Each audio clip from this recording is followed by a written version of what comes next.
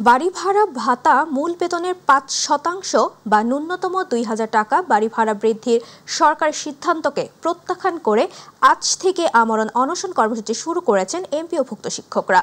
সকাল ১০টা থেকে এই কর্মসূচি শুরু হয়েছে।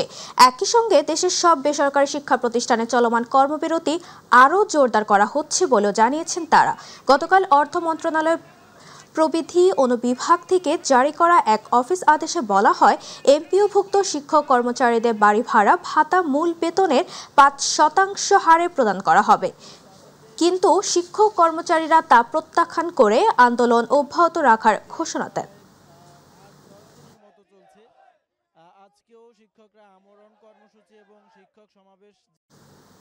ত্রয়োদশ জাতীয় সংসদ নির্বাচন অবাধ ও সুষ্ঠুভাবে আয়োজনে আইন শৃঙ্খলা বাহিনী প্রতিনিধিদের নিয়ে বৈঠক করেছে নির্বাচন কমিশন। বৈঠকে স্বরাষ্ট্র মন্ত্রণালয়ের সিনিয়র সচিব, ৩ বাহিনীর প্রধানের প্রতিনিধি, police IGP, BGB DG, Ansar ও ভিডিপির ডিজি সহ আইন শৃঙ্খলা বাহিনীর 18 জন সদস্য বৈঠকে যোগ দেন। ভোট প্রস্তুতির মধ্যে আইন শৃঙ্খলা বাহিনীর শীর্ষ ব্যক্তিদের নিয়ে এএমএম নাসির উদ্দিন নেতৃত্বাধীন ইসির প্রথম বৈঠক এটি। পরে ইসির সিনিয়র সচিব আক্তার আহমেদ সাংবাদিকদের জানান, নির্বাচনী প্রচারণায় ড্রোন ব্যবহার করা যাবে না। নির্বাচনে ১.৫ লাখ পুলিশ, ৯০,০০০ থেকে ১ লাখ সেনা সদস্য, ৫.৫ থেকে ৬ লাখ আনসার দায়িত্ব পালন করবেন।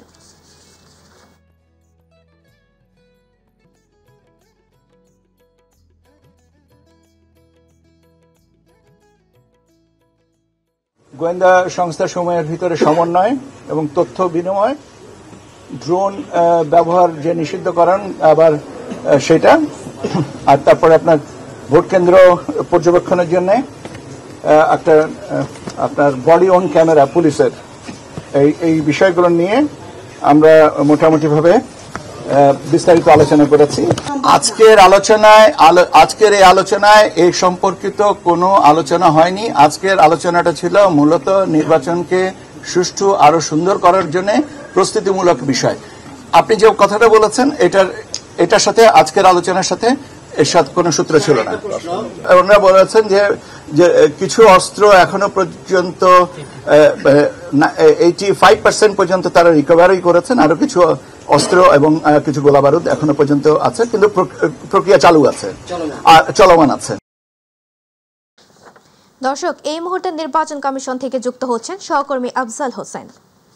আফজাল, ইসির সঙ্গে আইন শৃঙ্খলা বাহিনীর প্রতিনিধিদের বৈঠকে আর কি কি বিষয়ে আলোচনা হয়েছে আমাদের জানাবেন। তাবাসসুম, আপনি জানেন আজকে নির্বাচন কমিশনের সাথে বৈঠক করেছেন আইন শৃঙ্খলা রক্ষাকারী বাহিনীর প্রতিনিধি দল। এখানে ছিলেন সেনাবাহিনী, পুলিশ, র্যাব সহ বিভিন্ন গোয়েন্দা সংস্থা বাহিনীর প্রতিনিধি দল এখানে এসেছিলেন। তারা আগামী নির্বাচনে আইন শৃঙ্খলা পরিস্থিতি কিভাবে সুষ্ঠু রাখা যায়, সুন্দর রাখা যায় সে বিষয়ে আলোচনা করেছেন এবং বিগত নির্বাচনগুলোতে 5 দিন ব্যাপী মোতায়েন থাকতো আইন শৃঙ্খলা রক্ষাকারী বাহিনী, এবার 8 দিন করার প্রস্তাব দেওয়া হয়েছে ইলেকশন কমিশনের পক্ষ থেকে। এর মধ্যে নির্বাচনের আগের 3 দিন, নির্বাচনের দিন এবং তারপরে কয়েকদিন, সব মিলে 8 দিন এবার যেন নির্বাচন আইন শৃঙ্খলা রক্ষাকারী বাহিনী মোতায়েন রাখা হয় সে বিষয়ে প্রস্তাব দেওয়া হয়েছে। এবং এবারে নির্বাচনে 5.5 থেকে 6 লক্ষ আনসার সদস্য, 1.5 লক্ষ পুলিশ এবং 90,000 থেকে 1 লাখ সেনা সদস্য মোতায়েন করার পরিকল্পনা রয়েছে বলে ইসি সচিব বৈঠক শেষে আমাদেরকে জানিয়েছেন। এছাড়া আগামী নির্বাচনে ড্রোনের ব্যবহার, এআই এর ব্যবহার কিভাবে নিয়ন্ত্রণ করা যায়, কালো টাকা ছড়াছড়ি কিভাবে নিয়ন্ত্রণ করা যায় সহ আগামী নির্বাচন সুষ্ঠু সুন্দর করতে বিভিন্ন পরিকল্পনা নিয়ে আলোচনা হয়েছে, কিভাবে সুন্দর করা যায়। সব মিলিয়ে আগামী নির্বাচনকে উৎসবমুখর করতে বদ্ধপরিকর। এবং এছাড়া প্রশ্ন করা হয়েছিল সাংবাদিকদের পক্ষ থেকে যে নির্বাচনের আইন শৃঙ্খলায় কোনো শঙ্কা আছে কিনা, এছাড়া মব সৃষ্টির কোনো সম্ভাবনা আছে কিনা, এসহ বিভিন্ন বিষয় নিয়ে আলোচনা হয়েছে। তবে ইসি সচিব আমাদেরকে জানিয়েছেন আগামী নির্বাচনে এখন পর্যন্ত আইন শৃঙ্খলা নিয়ে কোনো শঙ্কা নেই, তারা আশা করছেন এবং কিভাবে সেটাকে আরো সুন্দর করা যায় সে বিষয়ে আলোচনা করছেন। এবং আইন শৃঙ্খলা রক্ষাকারী বাহিনীর সঙ্গে নির্বাচন কমিশনের যে আলোচনা, এটা ধারাবাহিক আলোচনা। এই আলোচনা আগামী নির্বাচনকে সামনে রেখে আরো হবে এবং এটা চলমান থাকবে বলে আমাদেরকে জানিয়েছেন ইসি সচিব। এই ছিল আমার কাছে সবশেষ। তাবাসসুম। আফজাল, আপনাকে ধন্যবাদ। দর্শক, ইসির সঙ্গে আইন শৃঙ্খলা বাহিনী প্রতিনিধিদের বৈঠকের সবশেষ তথ্য জানাচ্ছিল আমাদের সহকর্মী আফজাল হোসেন। বিএনপির মহাসচিব মির্জা ফখরুল ইসলাম আলমগীর বলেছেন, দেশের শিক্ষা ব্যবস্থা অত্যন্ত নিম্নমানের, যে জন্য দায়ী রাজনীতিবিদ ও আমলাতন্ত্র। তিনি বলেন, রাজনীতিবিদরাই দেশের ভাগ্য নির্ধারণ করে। কেউ জাতি গঠনে কাজ করে, কেউ বা নিজের স্বার্থে কাজ করে। রাজধানী কাকরাইলে মেধাবী শিক্ষার্থীদের সংবর্ধনা অনুষ্ঠানে তিনি এসব কথা বলেন। চারদিকে অনৈকট্যের সুর দেখে অনেকেই হতাশ হচ্ছে বলে মন্তব্য করেন বিএনপি মহাসচিব। অপরাজনীতি করে যাতে দেশ ছেড়ে পালাতে না হয়, তাই এমন সংস্কৃতি থেকে দূরে থাকতে তরুণ প্রজন্মের প্রতি আহ্বান জানান মির্জা ফখরুল।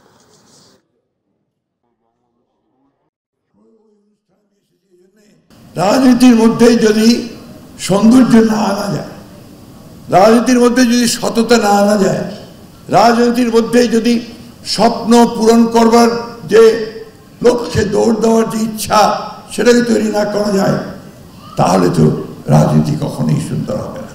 আর রাজনীতি হয় পালিয়ে যেতে হলো জনগণের কাছ থেকে, দেশ ছেড়ে, আর শুধুমাত্র সম্পদ তৈরি করা নেই ব্যক্তিগত স্বার্থে। তাহলে মানুষের ঘৃণা ছাড়া আর তারা কোনো কিছু যুক্ত করতে পারে না, তখনই সেটা জাতির প্রশাসন হয়ে যায়। আজকে গোটা পৃথিবীতে কিন্তু অস্থিরতা, সব মিলিয়ে আমরা যদি মানব কল্যাণে কাজ করি, তাহলেই আমরা সেটাকে সুন্দর করে এগিয়ে নিয়ে যেতে পারবো। জুলাই জাতীয় সনদে সই করার পর এবার সনদ বাস্তবায়নে আন্দোলনে নামছে জামায়াতে ইসলামী সহ ৮ দল। রোববার জাতীয় প্রেস ক্লাবের যৌথ সংবাদ সম্মেলন থেকে কর্মসূচি ঘোষণা করা হয়। কর্মসূচির মধ্যে আজ ঢাকায় বিক্ষোভ সমাবেশ ও মিছিল রয়েছে। এছাড়াও ২৫ অক্টোবর সব বিভাগীয় শহরে এবং ২৭ অক্টোবর জেলা শহরে বিক্ষোভ সমাবেশ ও মিছিল করবে তারা।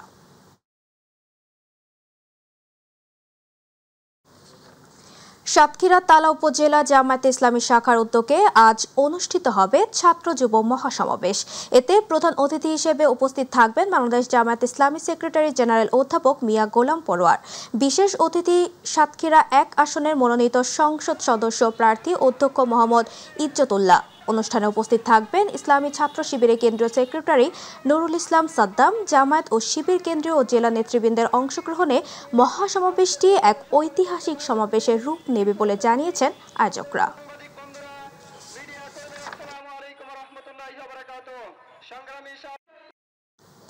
দর্শক, এই মুহূর্তে সাতক্ষীরা থেকে মহাসমাবেশের খবর জানাতে যুক্ত হচ্ছেন প্রতিনিধি ফয়জুল হক বাবু। বাবু, ছাত্র যুব মহাসমাবেশ ঘিরে নেতাকর্মীদের উপস্থিতি কেমন দেখছেন আমাদের জানাবেন। আপনার প্রয়োজনীয় তৎপরতা শুরু করুন।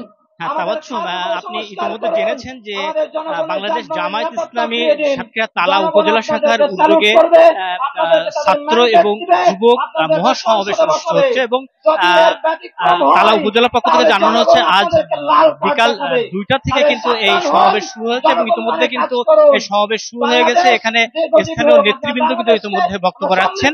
আপনাদেরকে জানিয়ে রাখি যে আজকের এই যুব ও ছাত্র মহাসমাবেশে প্রধান অতিথি হিসেবে বক্তব্য রাখবেন বাংলাদেশ জামায়াত ইসলামের কেন্দ্রীয় সেক্রেটারি জেনারেল মিয়া গোলাম পরোয়ার এবং যুবক এবং ছাত্রদের উদ্দেশ্যে বিশেষ বক্তব্য রাখবেন বাংলাদেশ ইসলামী ছাত্র শিবিরের সেক্রেটারি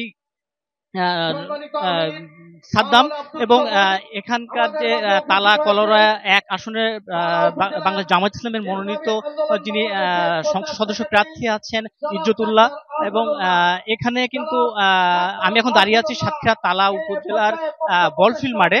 আপনার যদি একটু দেখায় তাহলে আপনারা বুঝতে পারবেন এখানে কিন্তু ইতিমধ্যে দুপুর থেকেই কিন্তু এই পার্শ্ববর্তী গ্রাম এবং বিভিন্ন ইউনিয়ন থেকে এবং পার্শ্ববর্তী উপজেলা থেকে কিন্তু ইতিমধ্যে মিছিল আকারে বিভিন্ন ছোট ছোট দলে কিন্তু বিভক্ত হয়ে এখানে ছাত্র এবং যুবকরা কিন্তু এই সমাবেশ স্থলে উপস্থিত হচ্ছেন এবং এখানে কিন্তু ছাত্র যুবকদের মধ্যে একটা উচ্ছ্বাস এবং আনন্দ আমরা লক্ষ্য করছি।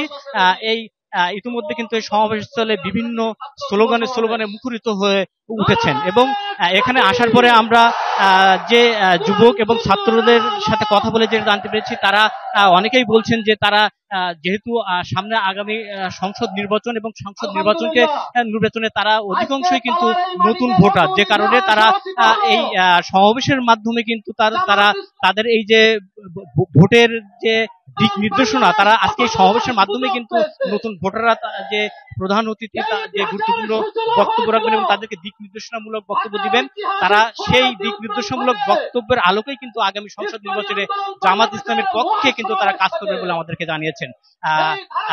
বিকাল 2টার সময় কিন্তু সমাবেশ শুরু হলো। এখনো পর্যন্ত এই সমাবেশের যিনি প্রধান অতিথি মিয়া গোলাম সরোয়ার তিনি কিন্তু এখনো এসে পৌঁছাননি। আর অল্প কিছুক্ষণ পরেই কিন্তু তিনি তার প্রধান অতিথির বক্তব্য রাখবেন এবং এখানে স্থানীয় যে সমস্ত নেতৃবৃন্দ আছেন তারা ইতিমধ্যে বক্তব্য দেওয়া শুরু করেছেন এবং তারা বক্তব্যে তারা বেশি অধিকাংশ নেতৃকর্মী যেটা বলেছেন যে বাংলাদেশে আর কোনো চাঁদাবাদের ঠাঁই নাই এবং এতদিন পর্যন্ত বিগত সরকারকে তারা দেখেছেন যে একনায়কতন্ত্র প্রতিষ্ঠা করেছে এবং এই একনায়কতন্ত্র প্রতিষ্ঠার হাত থেকে বাংলাদেশকে রক্ষা করার জন্য তারা নতুন নেতৃত্ব চায় এবং সেই আলোকেই কিন্তু তারা আজ সেখানে উপস্থিত হচ্ছে এবং যাতে নতুন নেতৃত্ব তারা ভোটের মাধ্যমে আনতে পারে সেই জন্য কিন্তু তারা কাজ করবে বলে আমাদেরকে জানিয়েছেন। তো যেহেতু এখনো প্রধান অতিথি তার বক্তব্য প্রদান করেননি, প্রধান অতিথি তার বক্তব্য প্রদান করার পরেই কিন্তু আমরা আরো বিস্তারিত জানাতে পারবো। তো এই ছিল আমার কাছ থেকে সাতক্ষীরা থেকে এখনকার সর্বশেষ। বাবু, আপনাকে ধন্যবাদ। দর্শক, সাতক্ষীরা থেকে ছাত্র যুব মহাসমাবেশের সবশেষ খবর জানাচ্ছিল প্রতিনিধি ফয়জুল হক বাবু। জুলাই আগস্ট আন্দোলনে সংগঠিত মানবতাবিরোধী অপরাধের মামলায় ক্ষমতাচ্যুত প্রধানমন্ত্রী শেখ হাসিনা ও সাবেক স্বরাষ্ট্রমন্ত্রী আসাদুজ্জামান খান কামালের পক্ষে যুক্তিতর্ক উপস্থাপন করছেন রাষ্ট্রনিযুক্ত আইনজীবী মোহাম্মদ আমির হোসেন। আন্তর্জাতিক অপরাধ ট্রাইব্যুনাল 1-এর চেয়ারম্যান বিচারপতি মোহাম্মদ গোলাম মজুমদারের নেতৃত্বাধীন বিচারিক প্যানেলে দুপুরে যুক্তিতর্ক উপস্থাপন শুরু করেন তিনি। বলেন, সরকার চালাতে গিয়ে ভুল ত্রুটি হয়, যা শেখ হাসিনাও হয়েছে, তবে তাকে নিরাপরাধ উল্লেখ করে খালাস চান মোহাম্মদ আমির হোসেন। গত 16 অক্টোবর টানা 5 দিনের যুক্তিতর্ক উপস্থাপন শেষ করেছে প্রসিকিউশন। ওই দিন হাসিনা কামালের মৃত্যুদণ্ড চেয়ে ট্রাইব্যুনালে আবেদন জানান চিফ প্রসিকিউটর মোহাম্মদ তাজুল ইসলাম।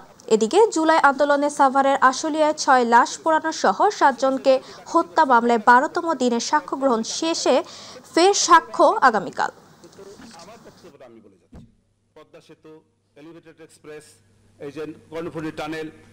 52 জেলার মধ্যে সর্বোচ্চ 15 থেকে 20 জন জেলার সাক্ষী এসছে। তাইলে কি দাঁড়ালো? এবং সেই জেলা থেকে একজন করে সাক্ষী এসছে। কোনো বক্তব্য যখন দিবে কোনো সাক্ষী, তার সাক্ষীর সঙ্গে আরেকটি প্যারালাল সাক্ষী থাকতে হবে, তাকে সমর্থন করতে হবে। যদি কোনো সমর্থনযোগ্য কোনো সাক্ষী না থাকে, সেই ক্ষেত্রে ওই একজন সাক্ষীর সাক্ষ্য গ্রহণযোগ্য হবে না। অতএব যে ওয়াইড স্প্রেড, যে ব্যাপক মাত্রায় যে এই সারা বাংলাদেশে অপরাধ সংগঠিত হয়েছে, এই কথা সঠিক নয়, এটাই বোঝাতে চাই। জগন্নাথ বিশ্ববিদ্যালয়ের শিক্ষার্থী ও বিশ্ববিদ্যালয়ের শাখা ছাত্রদল নেতা জুবায়েদ হোসাইনকে খুনের ঘটনায় বেরিয়ে এসেছে প্রেম ঘটিত চাঞ্চল্যকর তথ্য। অভিযুক্ত ছাত্রী বার্জিস শবনম বর্ষা জানিয়েছেন, তার সাবেক প্রেমিক মাহির রহমানের প্রেম ঘটিত জটিলতার জেরেই খুন হয় জুবায়েদ হোসাইন। যদিও খুনের পরিকল্পনা বা বাস্তবায়ন সম্পর্কে বর্ষা কিছু জানতেন না বলে দাবি করছেন। সকালে বংশাল থানার ভারপ্রাপ্ত কর্মকর্তা রফিকুল ইসলাম গণমাধ্যমকে বলেছেন, প্রাথমিক জিজ্ঞাসাবাদে অভিযুক্ত ছাত্রী এসব তথ্য জানিয়েছেন। জুবায়েদ গত 1 বছর ধরে পুরান ঢাকার আরমানিটোলার 15 নূরবক্স লেনে বর্ষাকে পদার্থবিজ্ঞান, রসায়ন ও জীববিজ্ঞান পড়াতেন। রোববার বিকেল 4:45টার দিকে ওই বাসায় 3য় তলায় তাকে খুন করা হয়। ঘটনাস্থলে সিঁড়ি জুড়ে রক্তের দাগ পাওয়া যায়। সঠিক তদন্তের মাধ্যমে গ্রেপ্তার করে দৃষ্টান্তমতো শাস্তি দেওয়া হোক, যাতে ভবিষ্যতে এইভাবে আর কি নৃশংসভাবে খুন না হয়। আমরা সমস্ত আইন শৃঙ্খলা রক্ষাকারী বাহিনীর সঙ্গে কথা বলেছি, আর সবাই এসেছেন এবং ওনারা কার্যকর পদক্ষেপ নেবেন এই জোর দাবি জানাচ্ছি। মাদারীপুরে পরিবেশের উন্নয়ন ও বন্যপ্রাণী সংরক্ষণের জন্য 5 বছর আগে 40 কোটি টাকা ব্যয়ে আধুনিক ইকো পার্ক নির্মাণ কাজ শুরু করে সামাজিক বন বিভাগ। কয়েক দফা বাড়িয়ে প্রকল্পের মেয়াদ শেষ হয় 3 মাস আগে, কিন্তু জমি অধিগ্রহণের ক্ষতিপূরণের অর্থ না পাওয়ায় 10 মাস আগে কাজ বন্ধ করে দিয়েছে স্থানীয় ক্ষতিগ্রস্ত পরিবার। স্থানীয়দের বাধার মুখে ভয়ে পালিয়ে চলে গেছে ঠিকাদারি প্রতিষ্ঠানগুলো। প্রতিনিধি মাসুদুর রহমান সর্দারের রিপোর্ট, জানাচ্ছেন শামস দারবেজ উচ্ছ্বাস।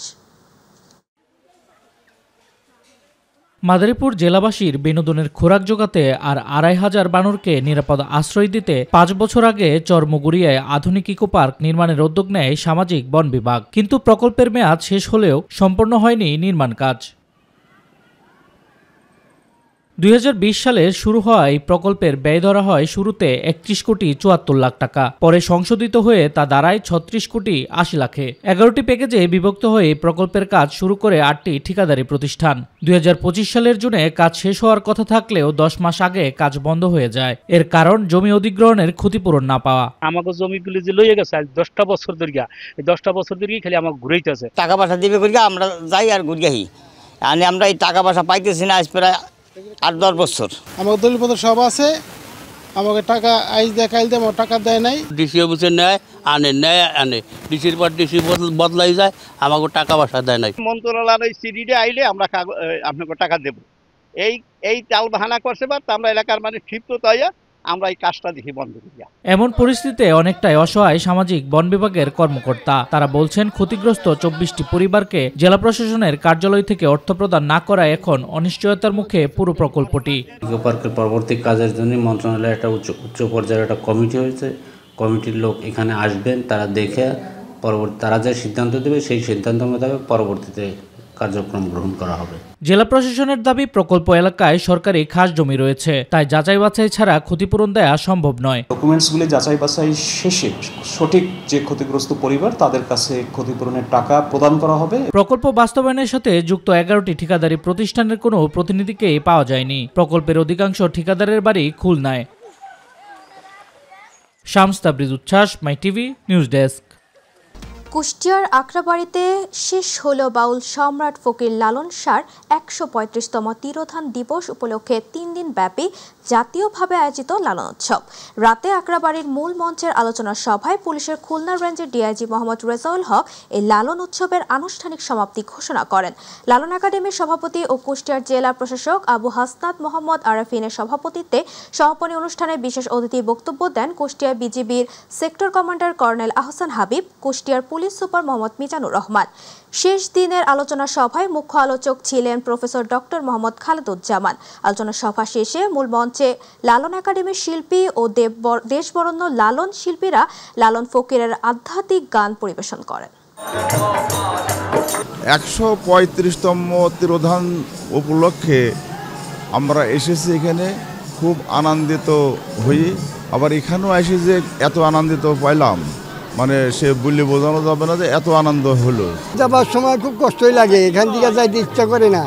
তারপর সে ডুবল।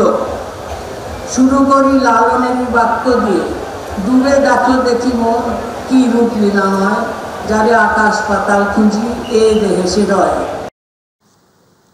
সনাতন ধর্মাবলম্বীদের দ্বিতীয় বৃহত্তম ধর্মীয় উৎসব কালী পূজা ও দীপাবলি উৎসব আজ। কার্তিক মাসের অমাবস্যা তিথিতে সাধারণত শ্যামা পূজা অনুষ্ঠিত হয়। শক্তি ও শান্তির দেবী শ্যামা মায়ের আগমনে হিন্দু সম্প্রদায়ের ঘরে ঘরে পূজার আয়োজন চলছে। দীপাবলি অশুভ শক্তিকে পরাজিত করে শুভ শক্তির বিজয়ের প্রতীক। অন্ধকারকে দূর করে শুভ ও কল্যাণের প্রতিষ্ঠায় এই উৎসব উদযাপন করা হয়। কালী পূজার এই আরাধনাকে শ্যামা পূজা বা মহানিশি পূজাও বলা হয়। রাজধানীর সখারীবাজার, তাঁতিবাজার ও সূত্রাপুর সহ পুরান ঢাকার অনেক এলাকায় মণ্ডপে বেশ ঘটা করে শ্যামা পূজা হয়। রমনা কালী মন্দির ও মা আনন্দময়ী আশ্রম, সিদ্ধেশ্বরী কালী মন্দির, বড়দেশ্বরী কালী মাতা মন্দিরে কালী পূজার আয়োজন হয়েছে।